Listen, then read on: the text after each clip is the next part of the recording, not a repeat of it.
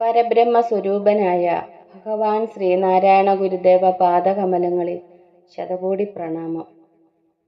സജ്ജനങ്ങളായ പ്രിയ ആത്മസഹോദരരെ, ഇന്ന് നമ്മൾ ആത്മോപദേശ ശതകം 56 മന്ത്രമാണ് മനനത്തിനായി എടുത്തിട്ടുള്ളത്.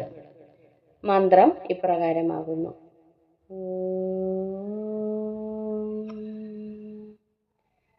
കടലിലെഴും തിര പോലെ കായമോരോന്ന് ഉടൻ ഏറി ഉയർന്നമർന്നിടുന്നു. മുടിവതിനെങ്ങു ഇത് ഹന്തമൂല സംവിത് കടലിൽ അജസ്രവും ഉള്ള കർമ്മമത്രേ. കടലിലെഴും തിര പോലെ കായമോരോന്ന് ഉടൻ ഏറി ഉയർന്നമർന്നിടുന്നു. മുടിവതിനെങ്ങ് ഇത് ഹന്തമൂല സംവിത് കടലിൽ അജസ്രവും ഉള്ള കർമ്മമത്രേ. നമുക്ക് വാക്കുകളുടെ അർത്ഥം നോക്കാം.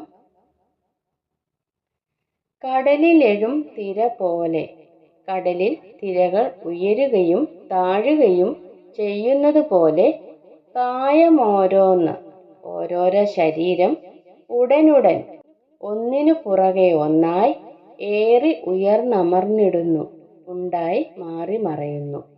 മുടിവതിനെങ്ങ് ഈ പ്രക്രിയയ്ക്ക് ഒരു അന്ത്യം എവിടെയാണ്?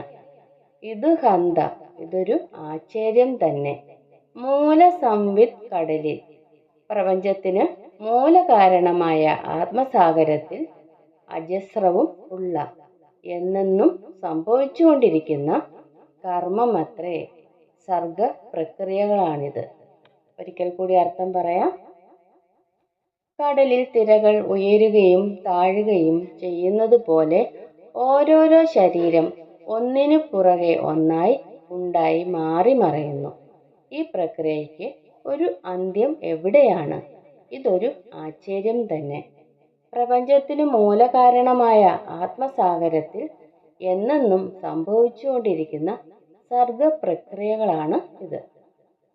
നമുക്കിനി ഈ വരികളുടെ ആന്തരികമായ അർത്ഥതലത്തിലേക്ക് ഒന്ന് കടക്കാം. കടലെന്ന് കേൾക്കുമ്പോഴേ നമ്മുടെ ഉള്ളിൽ കടന്നു വരുന്ന ഒരു സംഭവം എന്താണ്? കടലിലെ തിരകളാണ്. തിരമാലകൾ അടിച്ചു കയറി ഇങ്ങനെ വരുന്നത്. അതാണ് കടലെന്ന് കേൾക്കുമ്പോഴേ നമ്മുടെയൊക്കെ ഉള്ളിലുള്ളത്. തിരയില്ലാത്ത കടൽ ഒരു വിരോധാഭാസം തന്നെയാണ്. തിര എന്ന് പറയുമ്പോൾ അതിൽ നുരയും പതയും ഓളങ്ങളും അലകളും മഹാതരംഗങ്ങളും എല്ലാം ഉൾപ്പെടുന്ന ഒന്നാണ്. കടലിൽ തിരയില്ലാതായി കഴിഞ്ഞാൽ പിന്നെ അത് കടലേ അല്ല. വിശാലമായ കടലിൽ ഒരു തിരയ്ക്കും ശാശ്വതമായ നിലനിൽപ്പില്ല, അല്ലേ? കടലിൽ തിരകൾക്കൊന്നും ശാശ്വതമായ നിലനിൽപ്പില്ല. അവ ഇങ്ങനെ വന്നും പോയും ഇങ്ങനെയിരിക്കും. ജലം കുറച്ചു നേരം തിരയുടെ ആകാരത്തെ പൂണ്ട് കുറച്ചു നേരം നിലനിന്ന് പിന്നെ കടലിലേക്ക് തന്നെ തിരിച്ചു ലയിക്കുന്നു. ഇത് ഒരു 10,000 വർഷങ്ങൾക്ക് മുമ്പും കടലിൽ തിരകൾ ഉണ്ടായിരുന്നു. എന്നാൽ ഇപ്പോഴും നാം തിരകളെ കാണുന്നു കടലിൽ. ഇതുപോലെ തന്നെ നാം ഇവിടുന്ന് പോയി മറഞ്ഞാലും കടലിൽ എന്തുണ്ട്? തിരകൾ ഉണ്ട്. ഈ പ്രക്രിയയ്ക്ക് ഒരു മുടിവും ഉണ്ടാവുകയില്ല. ഇതൊരു ആശ്ചര്യകരമായിട്ടുള്ള സംഗതിയാണ്, അല്ലേ? തിരകൾ ഇങ്ങനെ വന്നും പോയും ഇരിക്കും. നാം ഉണ്ടാകുന്നതിന് മുമ്പും തിരകളുണ്ട്, ഇപ്പോഴും തിരകളുണ്ട്. നമ്മൾ ഇവിടുന്ന് പോയാലും കടലിൽ എന്തുണ്ട്? തിരകൾ ഉണ്ട്. ഇതുപോലെ തന്നെയാണ് പ്രപഞ്ചത്തിൻ്റെ സർജന പ്രക്രിയയും. പ്രപഞ്ചവും തരംഗങ്ങളെ പോലെയാണ്.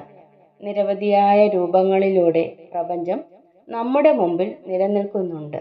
പക്ഷേ ഇത് ഏത് സാഗരത്തിലെ തിരകളാണ്?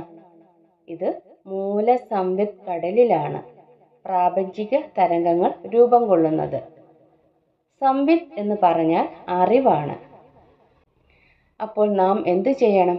അറിവിനെയും ആത്മാവിനെയും അഭേദമായി അറിയണം. ആത്മസാഗരത്തിലാണ് നിരന്തരമായി ലോകസർജനം നടന്നുകൊണ്ടിരിക്കുന്നത്. ലോകസർജനം അവസാനമില്ലാതെ ഇങ്ങനെ നടന്നുകൊണ്ടിരിക്കുകയാണ്. കടലിലെ തിരമാല പോലെ ഇത് അവസാനമില്ലാതെ ഇങ്ങനെ നടന്നുകൊണ്ടിരിക്കുകയാണ്. ഇതൊരു മഹാ ആശ്ചര്യം തന്നെയാണ് എന്നുള്ളതാണ് ഈ വരികളിലെ ആന്തരികമായ അർത്ഥം. സജ്ജനങ്ങളായ പ്രിയാത്മ സഹോദരരെ, 56-ാം മന്ത്രത്തിൻ്റെ ലഘുവായ വ്യാഖ്യാനം ഇവിടെ സമാപ്തി കുറിക്കുകയാണ്. അടുത്ത ദിവസം അടുത്ത മന്ത്രവുമായി നമുക്ക് കണ്ടുമുട്ടാം. ഗുരുവും ശ്രീനാരായണ ധർമ്മം വിജയിക്കട്ടെ.